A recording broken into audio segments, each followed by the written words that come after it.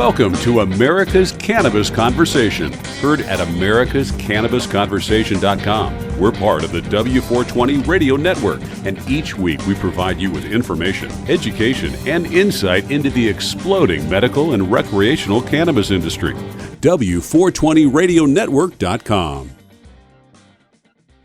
Time now for the lowdown on another high-time experience. Here's 420 lifestyle correspondent Rich Walcoff. Well, this is a panoply of creative, talented, amazing people here at the MJ Biz Conference in Las Vegas, the largest weed conference in the world, and it's the 10th anniversary. And on our America's Cannabis Conversation today, we're joined by Kit Grimes, who is an amazing woman I just met, a dynamo in so many ways. She works with the Edible Incredible and also the Chief Strategy Officer for Minorities for Medical Marijuana, M4MM. So I guess giving back and helping to create opportunities for minorities like yourself has got to be an awesome experience for you. It is beyond amazing. It is a great experience to be able to bridge the missing gap in the industry, which is the people, right? The people of color, BIPOC people who have blood, sweat, and tears in the industry. But when we got into it back in the legacy market, it was the war on drugs and it was the gateway drug. And so it didn't have the same connotation that it does now. And I'm super happy to be able to help people really get into the industry in that way. Well, how is it going from stigma to a super, career opportunity? Oh my goodness. Especially, so amazing to answer the question. Being that I live in North Carolina and our market is still a very, infantile growing one, to be able to be at the level that I am in the industry and really help people learn from a very basic standpoint of the industry isn't just, flower, and it's not just, grows and dispensaries. It's so vast, and to be able to give that back to people has been amazing. Yeah, now you say the organization for the minorities in medical in the marijuana industry, based in Orlando. You are working out of Charlotte, but in Orlando, you're in North Carolina for your Edible Incredible. You're in Orlando, Florida for the minority involvement in marijuana. Two states that don't exactly embrace the culture. You know what? I will say Florida is growing in the growing of the culture. They do have a medical program, so it's slow to grow, but it's got a couple seeds in the ground, a little sprouting going on. In North Carolina, on the other hand, though, we don't have a medical program. We only have our CBD or cannabis dispensaries, and these different dispensaries, they have different things that they can sell that you wouldn't necessarily know are legal in North Carolina. So it's a growing footprint, but it's still a conversation that I'm happy I'm able to have because I really get people's wheels turning. Now tell me again, in North Carolina, as I understand it, recreational marijuana is not allowed. And you're saying medical marijuana is legal? So no. So adult use, we don't have an adult use program. We don't have a medical program, but we do have, our CBD dispensaries, our hemp.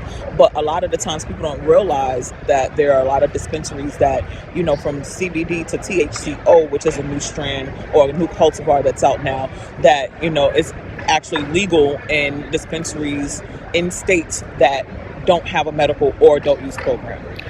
So that surprises me. You have dispensaries, but it's not legal with medical or recreational marijuana in North Carolina.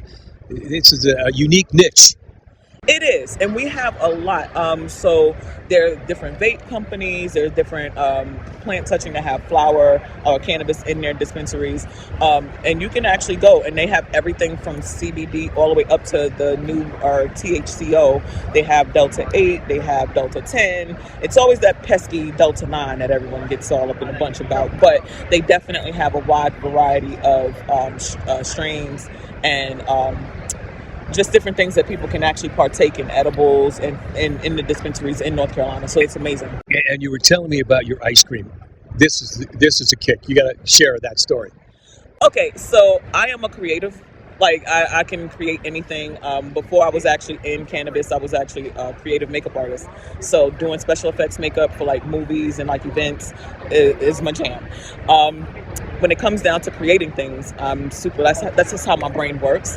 And so in my infusions, one of the infusions I teach is how to infuse milk with cannabis. So whether it's CBD all the way up to THCO, you can actually infuse your milk, and then now you use your infused milk as the medium within your infused ice cream. So you get this amazing experience and a cool snack. Just amazing. You get the munchies, you eat the ice cream, you get the munchies, you eat the ice cream. I mean, that's like the never-ending cycle. Look, it's the cycle that's good for me, right? You need more ice cream? I got more ice cream. You ate all your ice cream? No worries. I got the munchies. I got to need more ice cream. Well, what's your favorite flavor, and how potent is your loaded ice cream?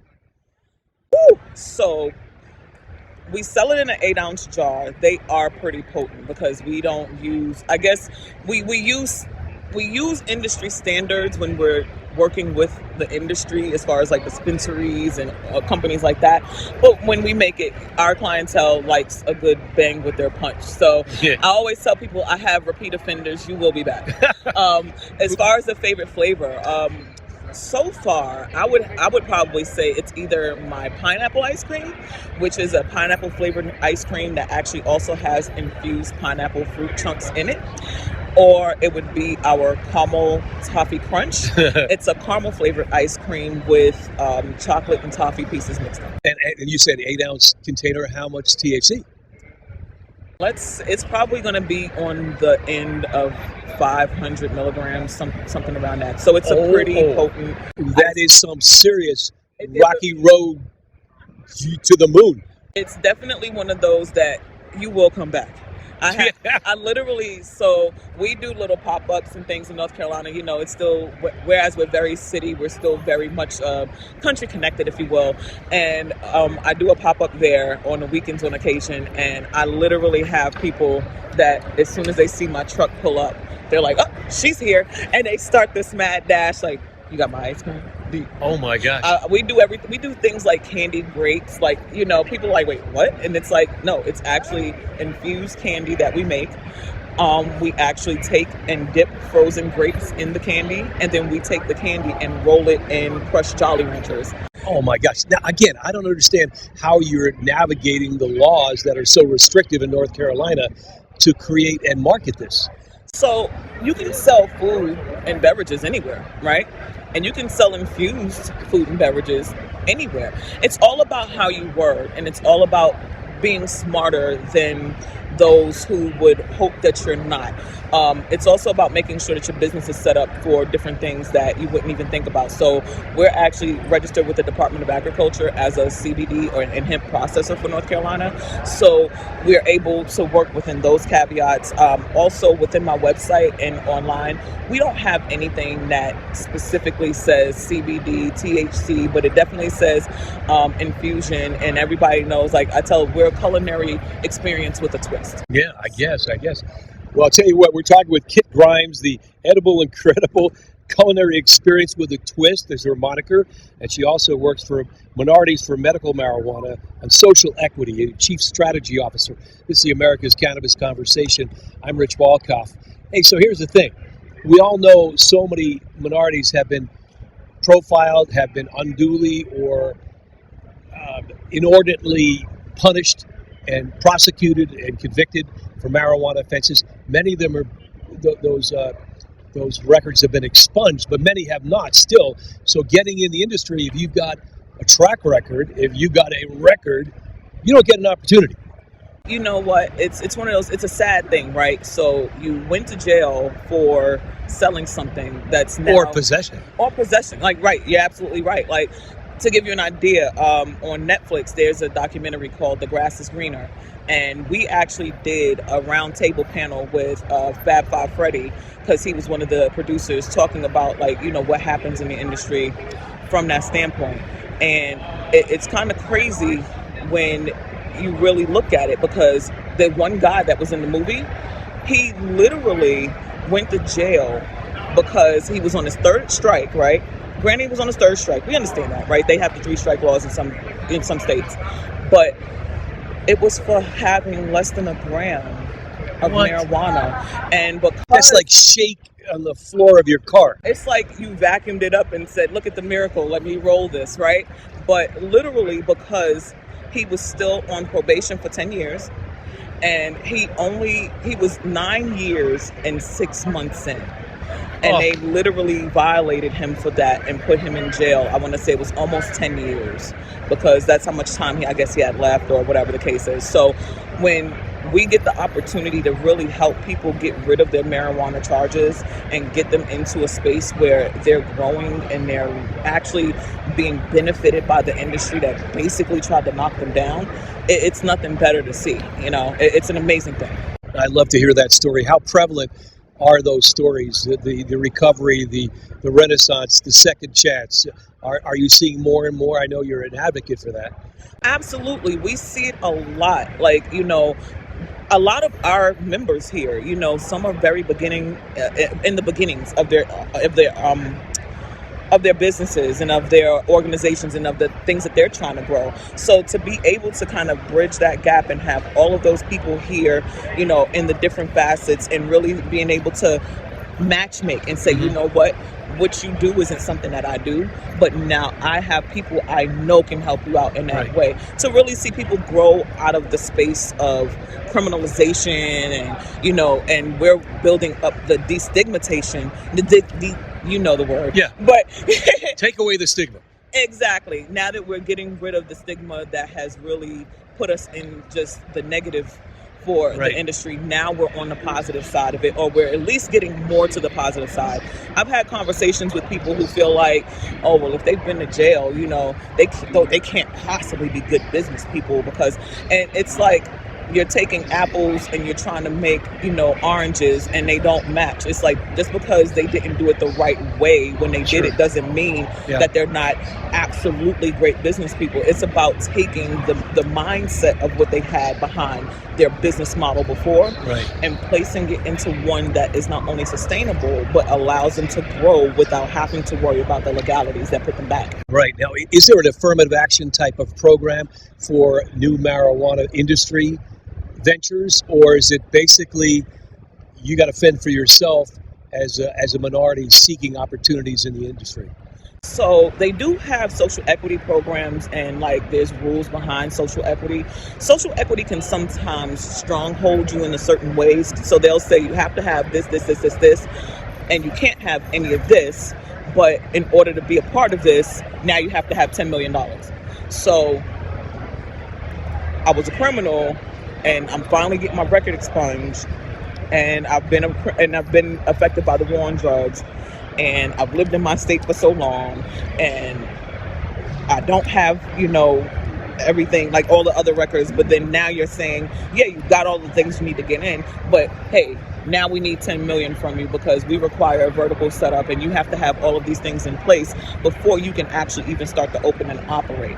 How does one, especially people of color who are really, really working hard to get into the industry, who may not have the billions of dollars, who may not have those kinds of resources? Who probably don't, of course. You know, look, does somebody want to give it to me? I mean, yeah. But, you know, when you stronghold them like that, how do they really grow? Like, it winds up making them feel like I should have just stayed in the legacy market or the, you know, and so to see that people are being able to not have to be stronghold in that way. But, you know, social equity is what it is. It's not a bad deal at all. You know, we work hard to make sure that the equity portion is there because a lot of states, they have the language, but they might as well be speaking gibberish, you know, and we don't speak gibberish. We speak dollars, we speak English, we speak give me, you know, and the language that's in it right now, especially, I can give you a story on that. Like the language for North Carolina, you literally have to have 50 grand, like to even open your first location. Any location after that is an additional 5 grand. You also have to pay 10% of your gross sales monthly to the Department of Human and Health Services. So if we take that into perspective, let's say that you're doing fabulous and you're making $100,000 a month in your business.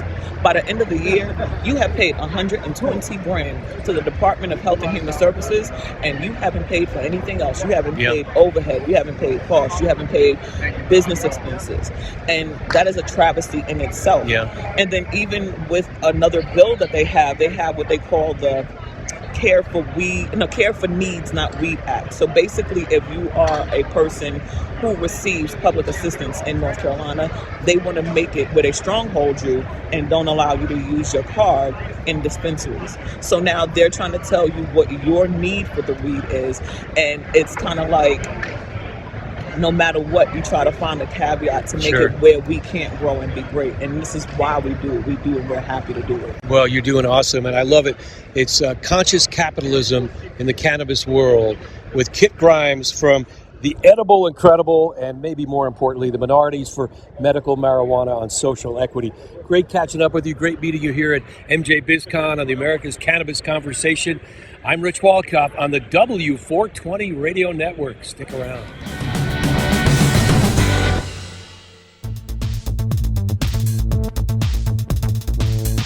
Are you interested in learning more about cannabis? Have you thought about starting your own cannabis business but don't know how? If so, we invite you to join the Cannabis Conversation with other people like you who are looking at the exciting opportunities in this exploding business. Listen to America's Cannabis Conversation. You'll hear from industry experts and get insights into the cannabis industry. For archived shows and for more information, log on to americascannabisconversation.com. It's time for Women in Cannabis on America's Cannabis Conversation, part of the W420 Radio Network. Didn't you get the memo? Here's Chase Roberts. Welcome back to the conversation. This is Chase Roberts, Women in Cannabis correspondent for the W420 Radio Network. It's a pleasure to introduce Olivia Alexander, former beauty queen, current cannabis influencer, beauty industry insider, podcaster, was named Dope Magazine's 2017 Social Media Influencer of the Year, and named by Green Entrepreneur as one of the 35 most influential women in cannabis. She's the founder and CEO of Kush Queen, a multi-million-dollar brand carrying THC-infused and CBD-only products. Olivia, welcome. Thanks for being here. How are you? I'm wonderful. Thank you so much for having me. Of course. Olivia, let's start at the very beginning. As a little girl growing up in Louisiana, did you ever imagine this would be your future? 100% no. I was a dare kid. I grew up in a small town. When I was in third grade, my best friend's brother was actually murdered buying weed in our town. And I grew up with a very stigmatized view of cannabis. And there is absolutely no way I could have ever imagined this would be my life. Sounds about right. So interesting how people end up in the industry. I also wanted to bring up and mention that you originally started this foray into this industry in 2005 with being a bud tender at a dispensary. Is that correct? Yeah, that's correct. I'm incredibly proud to have started as a bud tender back in the medical days, gray area medical. And it's really where I fell in love with the plant. I tried cannabis for the first time when I was 18, about my second week in college. I was pretty shocked, mind blown, if you will, because I didn't burn down anything. Nothing bad happened. I just slept through the night, and I had been struggling with my mental health and insomnia and sleeping for most of my teenage years. And very quickly, I felt completely in love with the plant. And then I was able to become a bud tender through some friends who were opening up a shop. And it really was just that moment for me where I knew cannabis was it for the rest of my life. Yeah. And you come from a wellness perspective. How is that also the impetus for starting your company? Well, I worked in the industry for so many years. I worked in a dispensary that was operated by women, but run by men. I worked for so many cannabis companies throughout the years, again, that were operated by women and run by men. And also everything around me, from the cannabis cups to the type of marketing my clients even wanted to do, and the kind of content people wanted me to post on my Instagram feeds at that time when I was an influencer, was really all the 18 to 35-year-old male stoner. And that's great and all, but that wasn't how I was using cannabis. Sure, I love to get high, but for me, using cannabis every single day, morning, noon, and night, was about my endocannabinoid system. It was about my wellness. It was about sleeping, eating, feeling better, and living my best life. And I didn't relate to it. And so when I finally got the opportunity to really pursue Kush Queen, for me, I wanted to create a brand that spoke to everyone else, that was for people who didn't feel like they were a part of the culture, and that made cannabis products as approachable as possible. So you actively in your company are trying to break stereotypes in the industry, and who feels, as an audience, that they could benefit from it, break all those stigmas. One of the really important things I wanted to ask you is, because you are such a female advocate in this industry, how much have you seen it change for the better for women in the time you've been in it? And what are some of the major obstacles do you think we still need to overcome moving forward? Yeah, it's changed a lot. I mean, back in the day when I was just a bud tender, and when I worked for brands, women were bud tenders, they were booth girls, they were promo girls. And I mean, I remember having my Kush Queen booth out at the Cannabis Cup in the literal shadow of I like Brass Knuckles or one of those brands, and they had like literal strip club built into their booth. It was just a certain type of experience in a certain place for women. And for me personally, being out at the Cannabis Cup, I was very young. I saw Corey Thomas from Honey Pot Bear on the stage winning a Cannabis Cup. And that was a really big moment for me in seeing a woman who owned the company, who was a product maker. And it really was like that moment where I saw who I could be. And the industry has just obviously changed night and day. And there are more women now than ever, from hosts like yourself to influencers to owners. I think the biggest thing that I want to see women overcome is really getting those licenses really, really more on the plant touching side. I think that it's still very male dominated. We still only have one woman running a publicly traded cannabis company. And the numbers have actually declined in the past few years when it comes to women in cannabis. So it's really important to me that people know that you can have whatever place in this industry that you want. You just have to believe in yourself and find your entryway, and pull your chair up and demand space. That's what I did. And even for the longest time, I was the only woman in the room, much younger than everyone else. And at a certain point, that was really my magic. And I stood in that, and I tried to be as fearless as possible, but we have a long way to go. And I always tell people, this is a female plant that gives us this flower, that gives us this fruit, that gives us these molecules. And it is so important that women are not just a part of the industry, but leading and running the industry, I think, because that's a female plant. So amazing. Your thoughts on this? And speaking of which, where are your plants sourced from? Well, when it comes to our cannabis, obviously everything is sourced through the compliant market in California, mostly NorCal, outdoor grown. And then all of our hemp is sourced from Oregon. It's really important to me when it comes to making finished products that the cannabis, especially the extracts, be in its highest form. And I'm really a proponent of outdoor, mainly because it's sustainable. And at the end of the day, it's really the extract, and cannabis being our active ingredient, if you will. Everything is about that starting product and where it comes from. So we really pride ourselves on sourcing, from the West Coast. And you're science-backed, and I understand you have no GMOs in your products. No GMOs, no HMOs, Yeah. nothing bad. The reality is that I was diagnosed bipolar in my early 20s, and I use my products to treat my bipolar disorder without, traditional pharmaceuticals. And so I really believe in a philosophy that you're using cannabinoids all day, every day, from maybe a pain lotion, maybe I'll pop a gummy in the afternoon, maybe I'll have a joint at night, maybe I'll take a CBN gummy to sleep or have a tincture. I'm always using my products. And with that being said, they have to be safe. They have to be clean. This is my medicine. This is what gets me through every day. And so it's really important to me, not just that the cannabis be clean and safe and lab tested and accurately dosed, but that the other ingredients are too. And I think that's a really important thing when it comes to my products at Kush Queen. Everything being as gentle as possible, everything being as organic and natural as possible. And then, of course, down to the packaging, trying to source as much of our packaging in the US. There is such a beautiful thing about cannabis being this American export, this thing that's so uniquely California and American.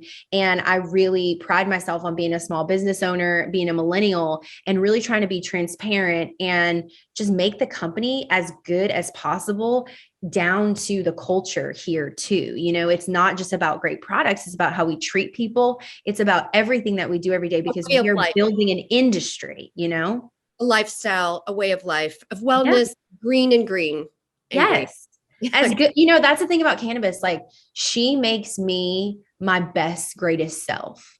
And that is what I just try to give back to her every single day, because without this plant and without these molecules, I have no idea if I would even be alive, honestly.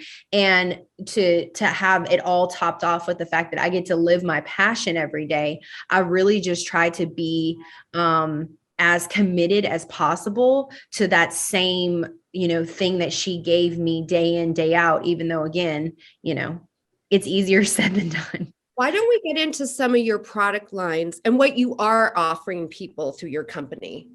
Yeah. So Kush Queen started with the bath bomb. We really were the THC bath bomb in all the dispensaries. We pride ourselves on creating this beautiful handmade product that's a full body topical experience. So unlike just placing a little cannabis oil where it hurts, your skin is your biggest organ. You're absorbing the cannabinoids, you're absorbing the essential oils, having this entourage effect. And we find that people have incredible results with sleep, with mood, and really see a huge increase in wellness, because there's so many benefits to bathing, not just bathing in cannabis. Then we have, yes, the whole combination's perfection. It all works better together. You get in the tub, you soak, you get out, you feel like you got a full body massage, but you didn't pay $85 and have to go to a spa. You get to roll right into your bed and have the best night's sleep. After the success of the bath bombs, we came up with a patent pending nanotechnology that allows the cannabis to go from oil to water. So we have some advanced formulations in some of our pain lotion, our lube.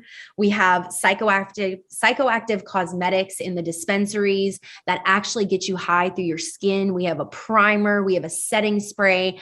I really love making products that no one would ever expect to see in a dispensary. That is what I do, because everybody buys weed, everybody buys a joint, everybody buys a vape.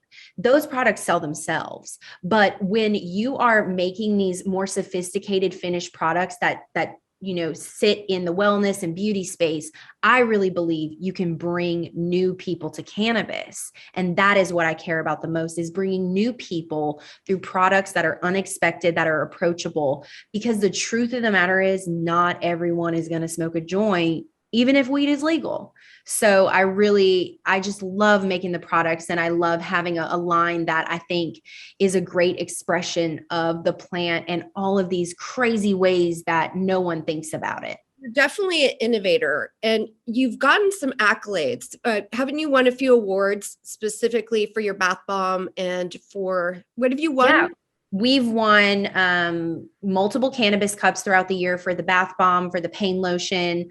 I was Dope Magazine Social Media Influencer of the Year back in 2017. We won Best Primer from Refinery 29, Beauty Innovator Award. We've been nominated for other awards from beauty publications with that. I'm nominated this year for Entrepreneur of the Year.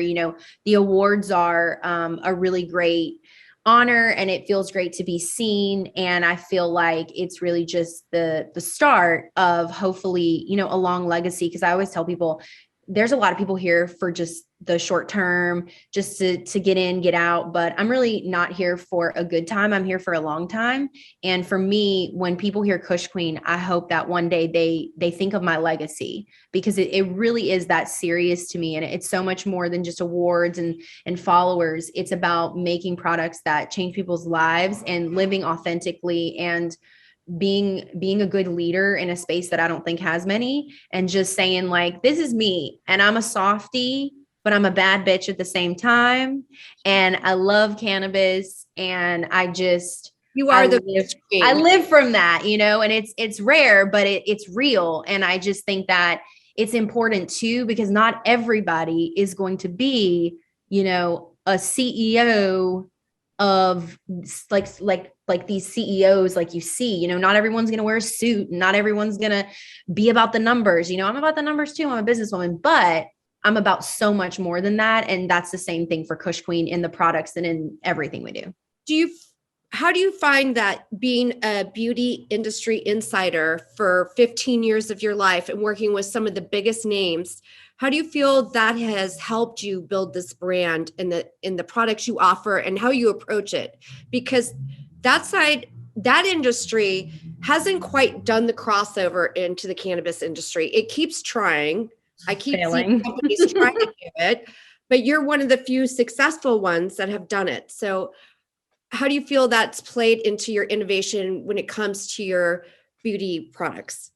Well, believe it or not, the beauty industry trying to make crappy cannabis beauty products and trying to make hemp seed oil, calling it CBD, they are my inspiration. I've been a beauty consumer since I was a little kid. I got my first facial when I was like 11, like what? And I live and breathe beauty and wellness products outside of being the owner of Kush Queen. So for me, these products, I know these products and I know this experience. And more than that, I know what drives a woman to the beauty industry, which is to feel better and look better. And the reality is a lot of these products don't make us look better, and they most certainly make us feel nothing. And that is the power of cannabis and beauty. It's actually beauty that changes your consciousness. It's beauty that makes you feel better from the inside out. And then it's this system, this powerful endocannabinoid system that is actually making our bodies more imbalanced, thus making us more beautiful. Not to mention the power of CBD as an anti-inflammatory, and inflammation being the root of so much bad shit when it comes to beauty. So I really just live and breathe this. And I think that the truth, if I'm being real honest with you, is when people started to call Kush Queen a beauty brand in mainstream publications, I wasn't expecting that. I was building a cannabis company. I always thought we were a cannabis company. And then because it was a personal care product and because of the type of products they were, we got to ride this wave of CBD beauty, of cannabis beauty. And I'm honored, and I've loved being a part of it. It's been a joy for me. It's just been a great surprise because, again, I've just been living my life. I had no idea that Sephora would be like, let's sell weed leaf things, like who would have thought that? I didn't think that. You've been called the Mariah Carey of weed by Elle magazine. Did you ever see that one coming either? No. And I like to say that it's like the greatest compliment and also the biggest insult, because like Mariah Carey is known as a diva. And I'm just like, oh Lord, but that was a really big moment for me in my career. And I grew up, reading Elle. I found a picture of myself the other day. I'm moving. And so I found this picture of me and I'm laying on my bed and I'm probably like 12 and I have all these magazines on my bed and to see my brand in those magazines and to really get to be a part of that is something that I didn't really ever see for myself. And really in the early days of my career, I spent a lot of time going to New York and trying to talk to these editors about cannabis. And I was thrown out of a lot of them, like literally thrown out. Like Harper's Bazaar, this editor was like, I thought they were going to get security for me, at one point. So for me, it's also to see the pendulum swing, to see the progress, to see the change. The fact that they want me to even be in there is really, truly an honor. And then Elle magazine is like, it. And then forever I'll tell my kids one day, I was the Mariah Carey of weed. And they will say, oh, Mom, no. It's great. And then with that, what are your plans moving forward? Do you have anything in development you want to talk about, or what's next for your brand? Yeah, we've been developing our 20 shades of color cosmetics for the past few years. We paused them because of COVID. Obviously, you cannot match people's skin tone with COVID. So essentially, they're 20 shades of fully THC infused foundation with nanoparticles. So you cover your face and your neck, and you actually get high for a good 2 to 3 hours, like you hit a vape.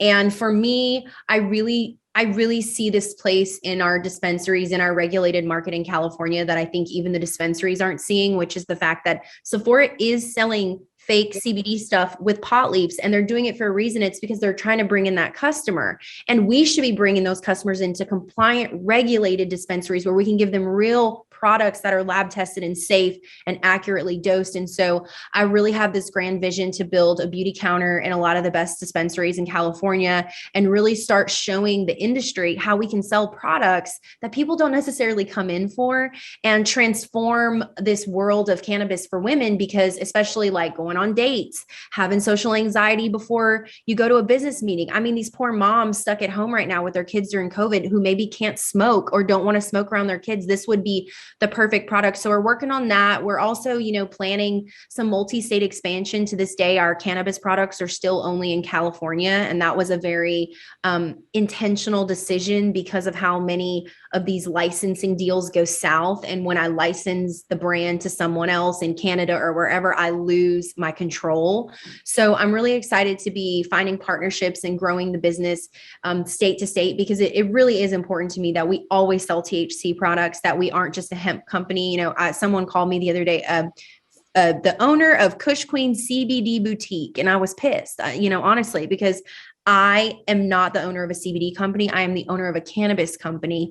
So I feel like the future's bright. I'm really excited, hopefully, for some progress in the next few years with federal legalization. And I was here before it was legal. I was here the day Prop 64 passed. I was here the day everything switched over. I was here when the regs came into effect. And I want to be here on that day when America finally comes correct and legalizes this plan and opens up access for everybody. Olivia, such a pleasure to speak with you. And we were glad you were here on W420 Radio Network. Thank you so much for your time. If you missed any of this great interview with Olivia Alexander, you can go to W420radionetwork.com and click on the archive section to listen to this and other great interviews, and we'll be right back. You're listening to America's Cannabis Conversation on W420radionetwork.com. Welcome to America's Cannabis Conversation. I'm David Katzmeyer, your host, and today we're talking about the ever-extending wave of legalization. Not an easy wave to surf sometimes. It's a product of work and perseverance from dedicated people who want to bring improvement to the laws, which are a little too heavy for the substance involved. We often think of the epicenter of all of this activity as being in the golden triangle of Humboldt County, California, and such, but the fact is this is a grassroots movement all across the nation. That brings us to our first state, Delaware. Coming up in just days is the Repeal Rally Day on December 4th, 2021 in Delaware. This is a presentation of the Delaware Cannabis Policy Coalition, who continues the annual legacy of these events. The 2021 rallies were organized for Wilmington and Rehoboth, Delaware. These events are to rally support to influence Delaware legislatures to legalize adult use of cannabis, and it has done this for many states. Very much involved with Repeal Rally Day is the Delaware Cannabis Advocacy Network. And executive director of the network is here to talk about it, Zoe Patchell. Zoe joined NORML's Women Alliance in 2010. She helped with Philadelphia events and participated in the movement in states across the nation. She attended trainings with Students for Sensible Drug Policy, Northeastern Institute of Cannabis, Americans for Safe Access, and you can find the Delaware Cannabis Advocacy Network at delawarecannabis.org. So here to talk about the organization upcoming events, and more is Executive Director Zoe Patchell. Zoe, welcome to America's Cannabis Conversation. Thank you so much for having me, David. We appreciate it. A lot to talk about and a lot going on. But what a fortuitous time for you to join the conversation here as we're going into the rally for December 4th, happening in Wilmington and Rehoboth, Delaware. So Zoe, why don't you tell us a little bit about this event? Yeah, so we're hosting our 7th annual Repeal Day rally on Saturday, December 4th. We actually organize this rally every year on the first Saturday in December to mark the anniversary of the repeal of alcohol prohibition, to specifically protest the equally harmful and failed policy of cannabis prohibition. So we use this historic day to raise awareness and educate the public as well as our lawmakers about the many similarities between alcohol and cannabis prohibition. And we try to highlight the dire need to repeal cannabis prohibition in our state of Delaware as well as nationwide. I think most people can agree that alcohol prohibition was a disastrous policy that was clearly government overreach. You know, it didn't work. It didn't stop anyone from drinking. It didn't eliminate the demand for alcohol. It certainly didn't eliminate the supply for alcohol. It created public safety problems. And it basically gave way to organized crime as we know it. It also created consumer safety issues and significant public health hazards with bathtub gin and other tainted products. And enforcement was increasingly costly and expensive to taxpayers.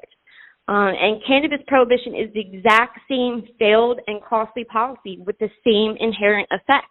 It doesn't work. It doesn't reduce the use, supply, or demand of cannabis. Here in the state of Delaware, we have over 17% of Delaware adults admit to being consumers. The thriving illicit market creates problems and crime in our community. It creates a preventable public health issue with contaminated products like the tainted vape scare that we saw 2 years ago, or even cannabis laced with other drugs. And it comes with an inexcusable human and economic cost. And it turns otherwise law-abiding citizens into criminals here in our state and nationwide. There's been hundreds of thousands of victims of the war on cannabis. And December 5th marks the 88th anniversary of the repeal of alcohol prohibition. Yet we're going on the 85th year of cannabis prohibition. So it's really important for us to use this day to help educate our state and the public about the repeated mistakes that they're making by continuing the enforcement of cannabis prohibition. So this year, we've expanded the event to include 2 rally locations. We have a northern Delaware rally location, which will take place in Wilmington at 10:30 a.m. on Saturday. And the event initially started in Wilmington back in 2014. So we tend to try to always keep it in Wilmington. But this year we've added a southern Delaware location. Delaware's not the biggest state, but it's big enough where not everybody can make it to one single rally location. So we've added a second rally location this year in Rehoboth Beach. And that rally will start at 3:30 p.m. And we're hoping that people will join us in Wilmington and then hopefully also join us in Rehoboth later that afternoon. And we're going to have speeches by local community leaders and advocates that are leading the charge on cannabis prohibition and cannabis legalization. And we are going to have a number of individuals that have recently had a cannabis offense, as well as individuals who recently did a significant amount of time for simple cannabis offenses here in the state of Delaware. So they'll be coming to our rally to share their stories of hope and perseverance after being a victim of cannabis prohibition. And we'll also have a call to action where participants can actually take action right at our rally by making a call to their elected officials here in Delaware, asking them to prioritize our current active bill, HB 150, that would legalize cannabis for all adults 21 and older here in the state of Delaware. So we're asking people to come out and join us and rally to end prohibition again. You drew some great analogies between what we're going through now and the debacle of alcohol prohibitions and the problems that led to that, and the criminalization of people and organized crime involved with it, and all of that. And here we're talking about a substance that is far less harmful than alcohol. We don't have organizations against marijuana driving because we don't have people slamming into other cars because they had a little bit of weed or something like that. And we also know that marijuana has so many varied uses, and there's research going on at medical school in Harvard for using marijuana derivatives as a treatment for cancer. And these tests are going on right now, and they've had some success in treating tumors on rats. So with all of that going on, we find that this is a war of attrition to repeal these prohibitive bits of legislation that have plagued us ever since it became a federally controlled substance. And in your state of Delaware, you've made some strides already, even though we have a way to go. Let's talk about medicinal use in Delaware. What's going on with that? Is it now finally legal? Yes, Delaware actually legalized medical cannabis back in 2011. However, what happened at the time was the governor at the time had immediately suspended the program. And it wasn't until a few years later that they decided to finally start issuing medical cannabis cards to patients. However, it wasn't until 2015 that they finally opened up the very first medical cannabis dispensary here in the state of Delaware. So it was a long, hard fight that we fought to try to fully implement the 2011 program to open up the dispensaries. However, the medical marijuana program here in the state of Delaware continues to keep that program with tight regulations and under significant control. Delaware's medical cannabis patients actually pay the highest in the nation for medical cannabis here in the state of Delaware. And it's because we have major supply issues because the medical program won't license more participants here in the state of Delaware. So right now there's currently too few market participants. We only have 5 operational dispensaries that service over 15,000 patients here in the state of Delaware. So that's 5 providers for the entire state, and there's a lot of problems that are happening with the medical cannabis program. And actually, the medical cannabis providers here in the state of Delaware have decided to fight against our cannabis legalization effort to try to maintain control of their oligopoly for medical cannabis here in the state of Delaware. So we're seeing a lot of problems with the medical cannabis here in the state of Delaware, but we've had a number of additional amendments that have been passed since 2011, including pediatric medical cannabis under Riley's law. We also have seen bills passed that reduce the control over what doctors can prescribe or recommend medical cannabis for. There's been a number of amendments that have increased the qualifying conditions. And so we've seen some progress, but the medical cannabis patients here in Delaware actually have one of the worst programs in the entire country because of the state control over the market participants.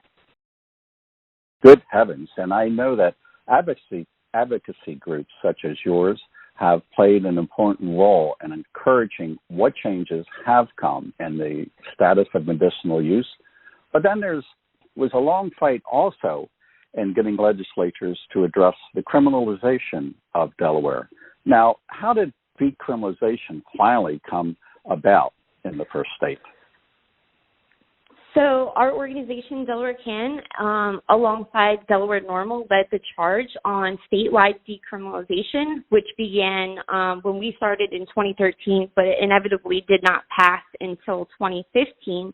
However, that bill is somewhat limited. It's only decriminalized up to an ounce of cannabis flower, and it doesn't include the many cannabis products that consumers oftenly possess or consume, including edibles, concentrates, oils, hash. None of that is decriminalized yet here in the state of Delaware.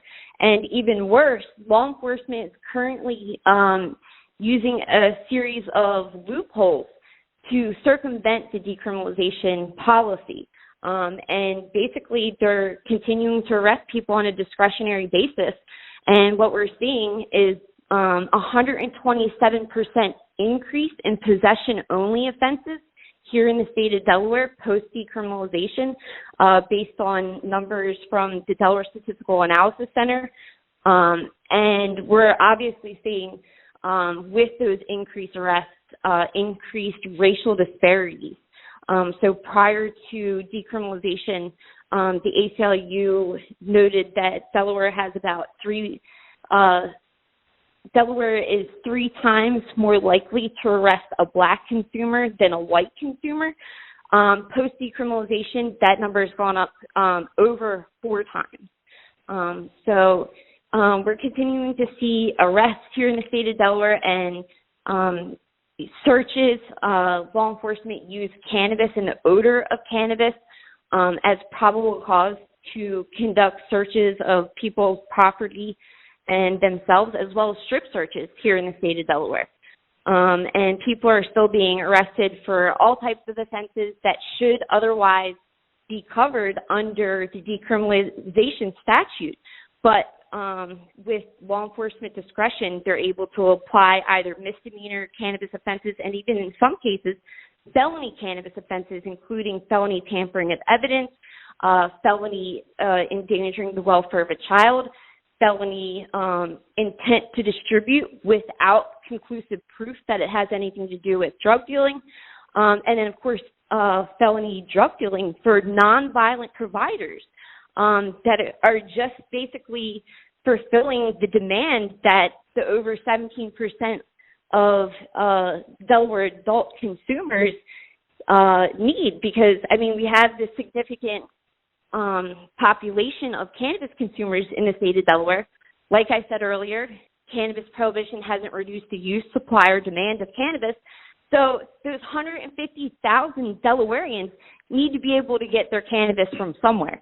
You know, it's a disastrous policy. It's a failed policy. It's a very costly policy, and it has an inexcusable human and economic cost. We have to repeal cannabis prohibition. Zoe, I know you work as a paralegal for a law firm, and you've seen a lot of these cases actually come through the office where you work. So you have firsthand knowledge as a witness to all of these things. Now, of course, we're indebted to law enforcement personnel on a daily basis. We would have anarchy and chaos if it were not for the people who lay their lives on the line and protect us. But unfortunately, there are these instances where some in enforcement will try to legislate with force and try to impose their own opinion on what should be the law of the land. So there is still some more work to do out there in terms of bringing justice through legalization to level the playing field, so they won't have tools to bring against selected people who violate what is now against the law.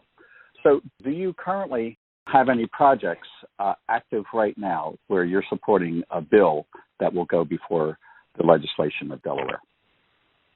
Yeah, so Delaware has its 3rd iteration of a cannabis legalization bill. That's a current active pending bill right now, House Bill 150.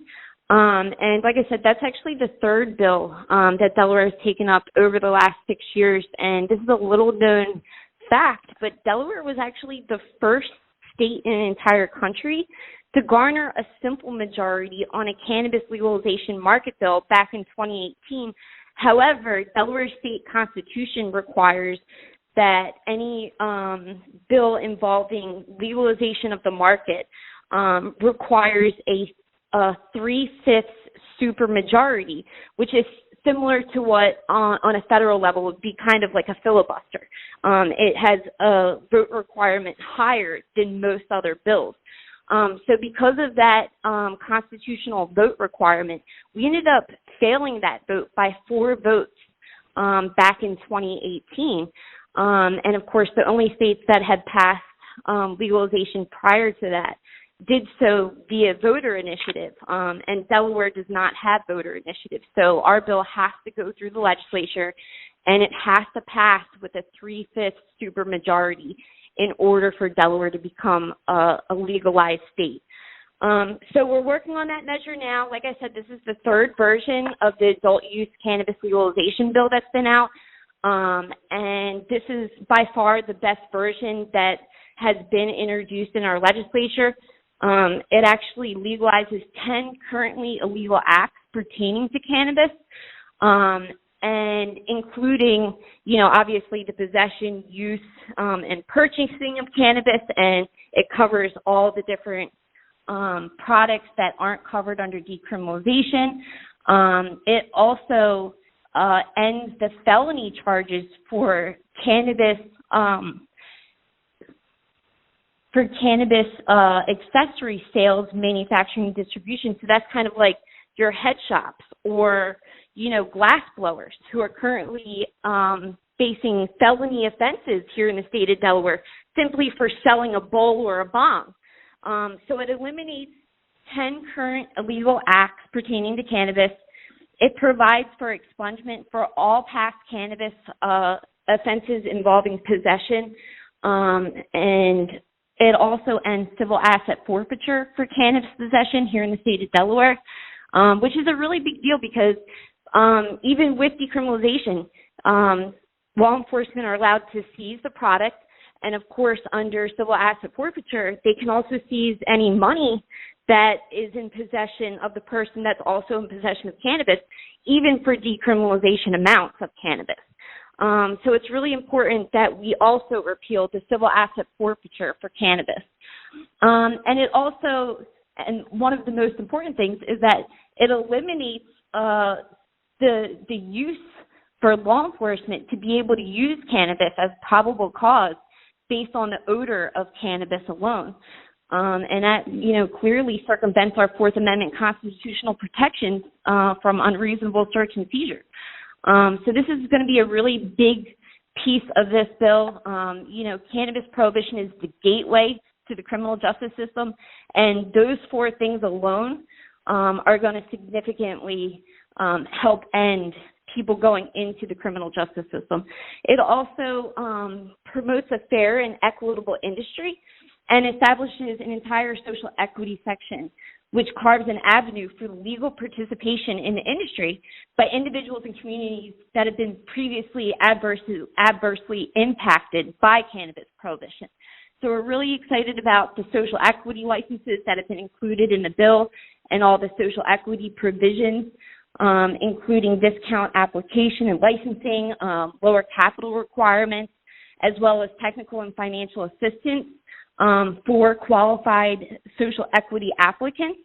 And it also, HB 150 also establishes micro license for categories including cultivation and manufacturing to make sure that small local businesses are able to compete in this new industry here in the state of Delaware. So we're really excited about a lot of the provisions. There's a lot in HB 150.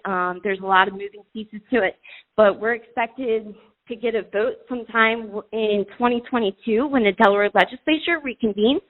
And right now we've already passed committee in the House, and we're just awaiting a House vote. So we're anticipating that vote would come sometime between January and March of 2022 once the Delaware legislature reconvenes. Well, thank goodness for organizations such as the Delaware Cannabis Advocacy Network and other organizations with whom you coordinate. Have you seen any movement in this legislature? Does it look like any of the members in Delaware Congress are on board with this so far? How's the prospect look for winning them over? Yes, so like I said, we already have a simple majority of Delaware legislators that support this. And of course, public opinion is at 61% here in Delaware. So we're really asking Delaware citizens to contact their elected officials. Like I said, We don't have voter initiatives, so unfortunately, unlike New Jersey citizens who got to go to the ballot and vote on cannabis legalization, we don't have that ability here in the state of Delaware. So the 61% of Delawareans that support cannabis legalization need to contact their elected officials. We're really close. We're only a couple votes that have not been confirmed right now in order to pass the House with HB 150. It's looking pretty good. We just need, everyone to speak out and stand up and, let their elected officials know that we need to prioritize HB 150 when the Delaware legislature returns to session in 2022. Indeed. Well, Zoe Patchell, Executive Director of the Delaware Cannabis Advocacy Network, I thank you for coming on the show and telling our listeners about this. Folks, if you missed this interview, you can listen to this and other shows in our archives at W420 Radio Network. We have all our shows there. You can learn more about Zoe, link through to the Delaware Cannabis website, and find out about this. And if you're hearing the show in the archives, do follow up and visit their sites to get an update on the status of what's happening with these events, these pending bills, and more. I'm David Katzmeyer, America's Cannabis Conversation. Thank you for listening. W420radionetwork.com